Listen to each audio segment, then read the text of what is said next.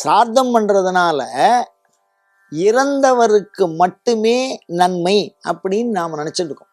அப்படி இல்லை. சிரார்த்தமானது 3 வகை பலனை கொண்டது. என்ன அப்படின்னா, முதல் நிலை பாருங்க, இறந்தவர்களின் ஆன்மா நலன் பெற்று மோட்சத்துக்கு போயிடுறார் ஒருத்தர் அப்படின்னு சொன்னா, அவர் இறைவனுடைய திருவடியை அடைந்து விட்டால் இந்த சிரார்த்த பலன் என்ன ஆகும்?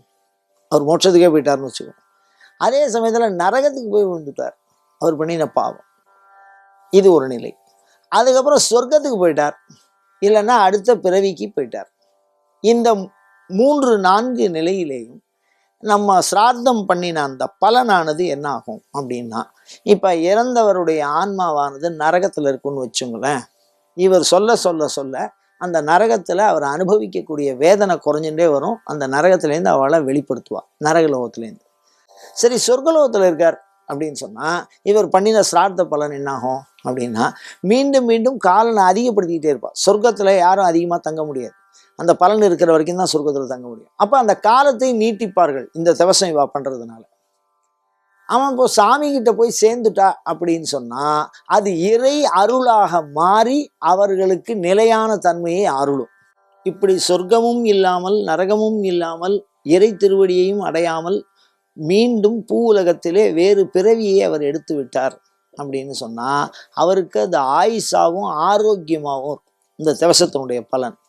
இப்போ இறந்தவருக்கு எந்த லோகத்தில் இருந்தாலும் இந்த 4 பலனும் நீங்கள் சிரார்த்தம் பண்ணுறதுனால அந்த ஆன்மாவுக்கு கிடைக்கிறது. சரி, சிரார்த்தம் பண்ணுறவாளுக்கு என்ன பிரயோஜனம் அப்படின்னு கேட்டால், அவர்கள் எதை அனுபவிக்கிறார்களோ அதை நாம் இங்கே நமக்கு பலனாக பெற்றுக்கொள்வோம். இப்போ நரகத்திலேருந்து துக்க நிவர்த்தி அவர் அடைகிறார் அப்படின்னா, நமக்கு ஏதாவது ஒரு பெரிய துக்கம் வாழும்போது இருக்குது அப்படின்னா அந்த துக்கத்திலேருந்து நிவர்த்தி நமக்கு வரும்.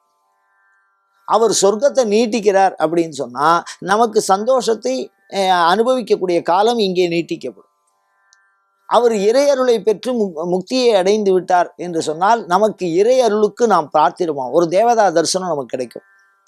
அவர் அடுத்த பிறவியில் மானுட பிறவியாக பிறந்தோ பிற பிறவிகளில் வரும்போது ஆயுசு நீட்டிக்கப்படுகிறது, ஆரோக்கியம் வருகிறது அப்படின்னு சொன்னால் சிரார்த்தம் பண்ணுறவாளுக்கு உடம்புல உபாதி வராது, ஆரோக்கியம் ஆயுசு வரும்.